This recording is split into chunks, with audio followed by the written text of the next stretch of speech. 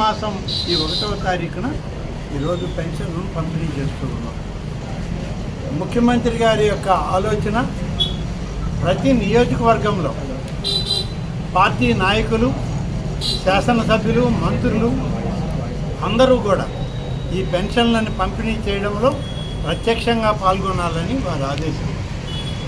ఆ మేరకే మేము ఇవాళ ఈ పెన్షన్ల పంపిణీ కార్యక్రమం అనపర్తి నియోజకవర్గంలో శాసనసభ్యులు గారితో కలిసి రామకృష్ణారెడ్డి గారు సోదరులు, అలాగే పెద్దలు అయ్యన్న పాత్రుడు శాసనసభాపతి గారితో కలిసి ఈ పంపిణీలో మేమందరం తెలుగుదేశం, భారతీయ జనతా పార్టీ, అలాగే మరి Janasena party deputy CM Pawan Kalyan గారి యొక్క ఆదేశాలతో మేమందరం కూడా పంపిణీలో పాల్గొన్నాం. ఈరోజు అనేక కార్యక్రమాల్లో అనపర్తి నియోజకవర్గంలో పాల్గొనడానికి ఇక్కడికి వచ్చాం. తర్వాత మెడికల్ క్యాంప్ ఉంది. దాని తర్వాత మా అందరికీ పరిచయస్తులు అయ్యన్న పాత్రుడు గారు, నేను, రామకృష్ణారెడ్డి గారి తండ్రి గారు అయినటువంటి శ్రీ మూలారెడ్డి గారు, వారితోటి కలిసి దాదాపుగా 40 సంవత్సరాల రాజకీయ అనుబంధం ఉంది.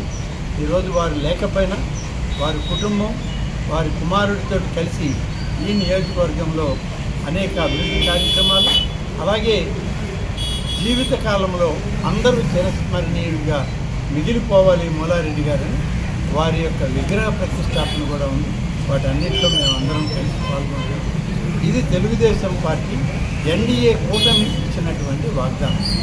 ఈ వాగ్దానాన్ని నిలబెట్టుకునే దానిలో 2వ విడత పెన్షన్లను ఈరోజు ప్రారంభించాం. ఇప్పటికే 98% పెన్షన్లను పూర్తి చేయడం జరిగింది. గతంలో ఎవరైతే లేకుంటే పెన్షన్లే ఇవ్వలేదు ఈ ప్రభుత్వం అని చెప్పారో ఇవాళ చేసి చూపిస్తుంది ఈ ప్రభుత్వం. పెంచినటువంటి పెన్షన్లను కూడా కలిపి సచివాలయ అధికారులు, మండల అధికారులతోటి సమానంగా ఇవాళ ప్రతి ఇంటి వద్దకి పంపి ఉదయం 6 గంటల నుంచే మొదలుపెట్టాం. సాయంత్రం 6 గంటల వరకు టైం ఉన్న 98% పెన్షన్లను రాష్ట్రంలో ఇప్పటికే పంపిణీ చేయడం జరిగింది.